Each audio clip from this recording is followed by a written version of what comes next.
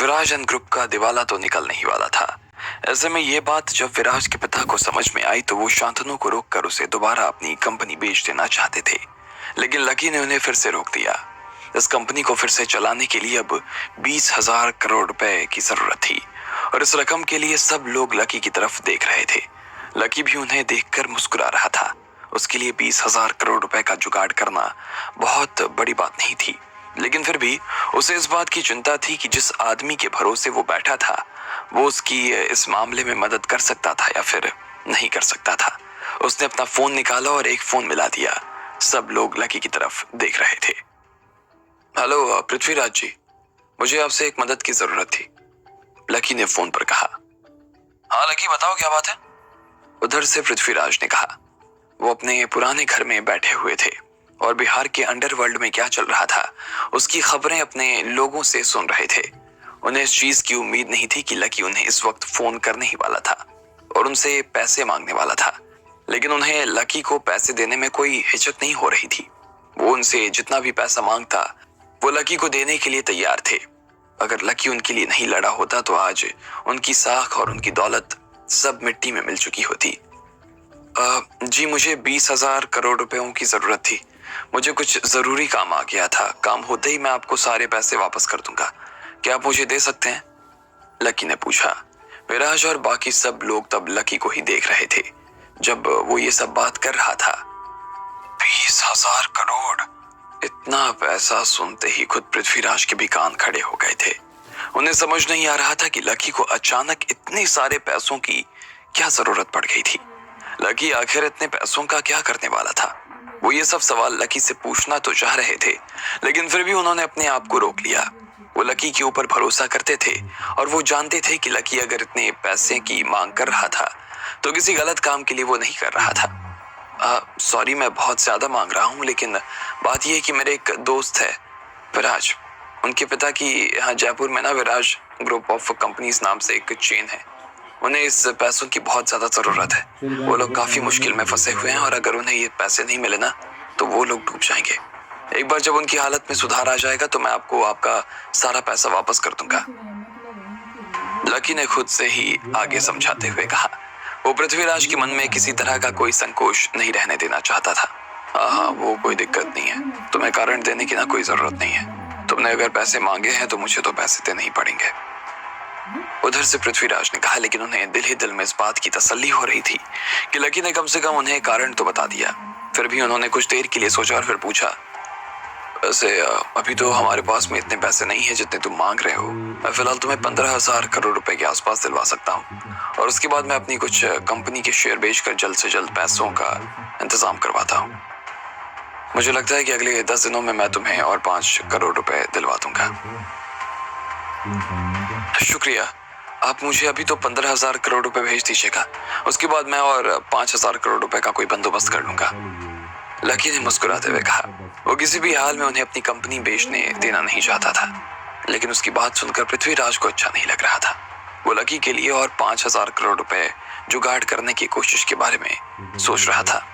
Lucky ने विराज के पिता से उनका अकाउंट नंबर ले लिया और उसे पृथ्वीराज को भेज दिया। पृथ्वीराज ने भी तुरंत विराज के पिता के खाते में पैसे डाल दिए।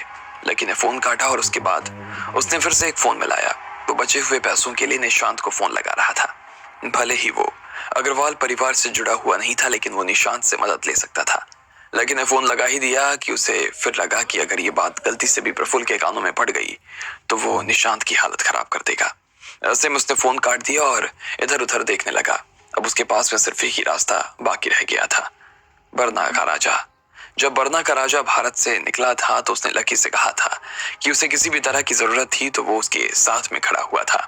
लकी ने सोचा कि वो इतने बड़े देश का राजा था, ऐसे में उसके लिए 5,000 करोड़ रुपए खड़े करना कोई बड़ी बात नहीं थी। लकी ने बरना में भारतीय एम्बेसी में फोन लगाया और बताया कि उसे बरना का सबसे बड़ा सम्मान मिला हुआ है।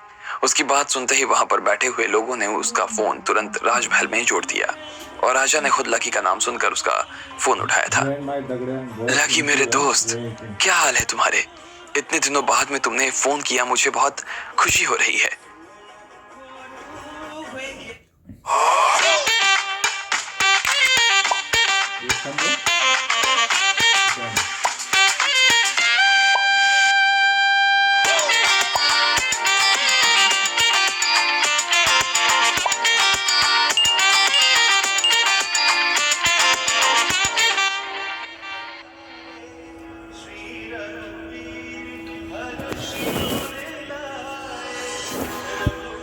उधर से राजा ने अपनी भाषा में कहा, लेकिन उसके पास में जो ट्रांसलेटर बैठा था उसने लकी को हिंदी में जवाब दिया। वो कोई लड़की थी और उसकी आवाज बहुत ही मीठी थी। लकी को महसूस हुआ कि राजा जिस उदासी के साथ में यहाँ से गया था वो उदासी अब उसकी आवाज में नजर नहीं आ रही थी। उसकी आवाज सुनकर तो यही लग रहा था कि वो काफी खुश था। नमस्ते महाराज, आपसे बात करके बहुत खुशी हो रही है। आज मैंने आपको एक छोटी सी मदद मांगने के लिए फोन किया है। असल में मुझे थोड़े से पैसों की जरूरत थी। मेरे एक दोस्त की कंपनी की हालत थोड़ी सी खराब हो गई थी, तो उसके लिए मुझे कुछ पैसे चाहिए थे। इधर से लकी ने कहा, हाँ हाँ बताओ ना, तुम्हें कितने रुपयों की जरूरत है? मैं अभी के अभी तुम्हें पैसे दिलवा देता हूँ। वैसे भी लकी, हमारी जब बात हुई थी तो मुझे पैसा कहाँ लगाना चाहिए और तुमने कहा कि मुझे जयपुर की जगह दिल्ली लगाना चाहिए, तो मैंने दिल्ली में पैसा लगा दिया। थोड़े ही दिनों में ना मुझे वहां से बहुत अच्छे प्रॉफिट मिलने शुरू हो गए हैं। इसके अलावा भारत मैंने अपने बहुत से लोगों को बहुत सारी चीजें सीखने के लिए भी भेजा था और वो सब बहुत खुश हैं, तो मुझे तो इस चीज के लिए थैंक यू कहना चाहिए तुम्हें। उधर से राजा ने कहा, अरे ये बहुत ही अच्छी बात है। लकी ने भी इधर से जवाब दिया। राजा के इस मुनाफे की खबर को सुनकर वो खुद भी काफी खुश हो गया था।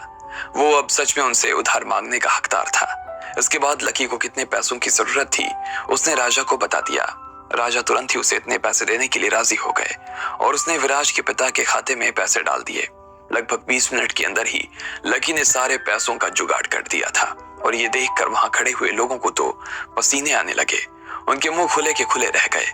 लकी को अग्रवाल परिवार से भले ही निकाल दिया गया था, लेकिन उसके बाद भी उसके पास बहुत पावर थी जिसका वो अभी इस्तेमाल करके सबको चौंका चुका था। ये देख खुद विराज के पिता की हालत खराब हो गई। विराज और उसके दोस्त भी उसे बहुत बड़ी बड़ी आंखों से देखे जा रहे थे। वो थोड़ी ही देर में लकी के मुरीद हो गए।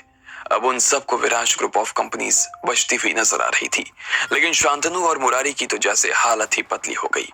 शांतनु हैरानी में बस अपना सिर हिलाता जा रहा था। उसे विश्वास ही नहीं हो रहा था कि जो उसकी आंखों के सामने हो रहा था वो सपना था, यह सच। उसे उसकी आंखों के सामने अग्रवाल परिवार से निकाला गया था, तो फिर वो इतना बड़ा आदमी कैसे हो सकता था? अब लकी को शांतनु को वहां रोकने की कोई जरूरत नहीं थी। वो उसके सामने से हटकर कमरे से बाहर चला गया। उन सब के बीच में शांतनु बेवकूफ नजर आ रहा था। वो कमरे से बाहर गया, दरवाजा लगाया और बाहर इंतजार में खड़े मीडिया वालों से बोला, अरे आप लोग अभी तक यहीं पर खड़े हैं? चलो अच्छी बात। अभी अंदर आपको बहुत अच्छी खबर हाथ लगने वाली है। आप लोग अंदर जाइए और इंटरव्यू लेना शुरू कर दीजिए। हर किसी के पास में कहने के लिए बहुत कुछ है। जैसे ही उन मीडिया वालों ने लकी के मुंह से ये सुना तो वो उसे चौंक कर देखने लगे। आखिर ऐसी क्या बड़ी खबर हो सकती थी जिसके बारे में लकी बात कर रहा था?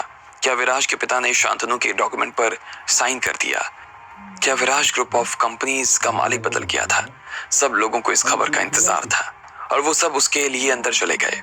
उधर अंदर विराज के पिता और शांतनु दोनों ही बुत बनकर खड़े हुए थे और बाकी लोगों को देखकर ऐसा लग रहा था जैसे उन्हें तो लकवा ही मार गया था। मीडिया को समझ नहीं आ रहा था कि ऐसा क्यों हो रहा था। वो लोग लकी को देख रहे थे। अंकल, आपने ही कहा था ना कि 20,000 करोड़ रुपए मिलने पर आपका काम हो जाएगा, क्या हुआ? लकी ने विराज के पिता से कहा। हाँ, अचानक से विराज के पिता ने होश संभालते हुए कहा। फिर उसने अपना फोन निकाला और अपने ग्रुप के सबसे बड़े पार्टनर को फोन मिला दिया। हेलो, हाँ मैंने तुम्हें इसलिए फोन किया है कि मैं दोबारा तुमसे पार्टनरशिप के बारे में बात करना चाहता हूँ। नहीं अधिराज भाई, अब मेरी तरफ से इस बारे में कोई बात नहीं हो सकती। मैंने आपको पहले ही बता दिया है कि हमारे सामने जो पार्टी है उसने मुझे आपके प्राइस से 10% ज्यादा प्राइस ऑफर करा है और साथ में जो कॉन्ट्रैक्ट हमारा टूट रहा है उसमें भी मुझे कंपनसेशन करने के लिए राजी हो गया है। ऐसे में मुझे नहीं लगता कि मैं अब दोबारा आप लोगों के साथ में कोई पार्टनरशिप कर पाऊंगा। वो आपको जो प्राइस दे रहा है मैं उसका डबल आपको देने के लिए तैयार हूँ। अब बस मेरे साथ में काम करना बंद मत करो। विराज के पिता ने कहा। उसके हाथ में पैसा था, इसलिए उसे अब किसी भी तरह की कोई चिंता लग नहीं रही थी। वो सामने वाली पार्टी की धज्जियां उड़ा सकता था। नहीं अधिराज भैया, नहीं हो पाएगा धंधा। मैंने आपको अभी कहा ना। आप कैसी बात? एक मिनट, आपने क्या कहा? आप मुझे डबल प्राइस देने के लिए तैयार हो? डबल? सच में? देखो, अगर आप सच बोल रहे हो तो मेरे मजे नहीं ले रहे हो तो मैं आपके साथ में काम करने के लिए तैयार हूँ। आप जितना बोलोगे मैं आपको उतना ऑर्डर सप्लाई करने के लिए रेडी हूँ। हमारा जो कॉन्ट्रैक्ट है वैसे का वैसा ही रहेगा और आप कहोगे तो मैं उसे और भी आगे बढ़ा दूंगा। उनका सबसे बड़ा पार्टनर एक ही झटके में उनके साथ काम करने के लिए राजी हो गया था। ठीक है, तो आप इस बारे में अपने बाकी पार्टनर से बात कर लो। उनसे कहना कि अपनी डील को बंद ना करें। उन्हें यह भी बता देना कि हम पैसा बढ़ाने के लिए तैयार हैं, जल्दी। वो किसी को भी इस्तीफा नहीं दिलवाना चाहते थे। अब उसके हाथ में 20,000 करोड़ रुपए से भी ज्यादा थे और वो आराम से खुले हाथ से पैसे खर्च कर सकता था। उधर से उसके पार्टनर ने हाँ कहकर फोन काट दिया। अब जब यहाँ मीटिंग रूम में खड़े हुए उसके 80% कर्मचारियों ने इस्तीफा दे दिया तो विराज के पिता के साथ में काम करने के लिए कोई बाकी नहीं रह गया। ऐसे में उन्होंने विराज के दोस्तों को आगे आने के लिए कहा और बाकी कंपनियों में फोन मिलाने के लिए कह दिया। वो सभी विराज ग्रुप ऑफ कंपनीज की तरफ से बात कर रहे थे। 1 मिनट के लिए तो मीटिंग रूम में जैसे तूफान सा आ गया। हर कोई अपने फोन पर था। सब लोग बहुत खुशी और जोश से सामने वालों से बात कर रहे थे। लकी ने जब देखा कि उसके यहाँ आने से यहाँ कितना कुछ बदल गया था तो वो काफी खुश हो गया। अब आगे क्या होने वाला था? क्या विराज के पिता लकी को ये कर्जा चुका पाएंगे? अगर चुका पाएंगे तो कैसे? आपको क्या लगता है, क्या होंगे इन सभी सवालों के जवाब? कमेंट बॉक्स में कमेंट करके हमें जरूर बताएं और सभी सवालों के जवाब को जानने के लिए सुनते रहिए इंस्टा मिलियनेयर सिर्फ पॉकेट एफएम पर। उससे बात करनी पड़ती है, सामने कोई बंदा होता ही नहीं है, उससे बात करे जाओ। और सही बोल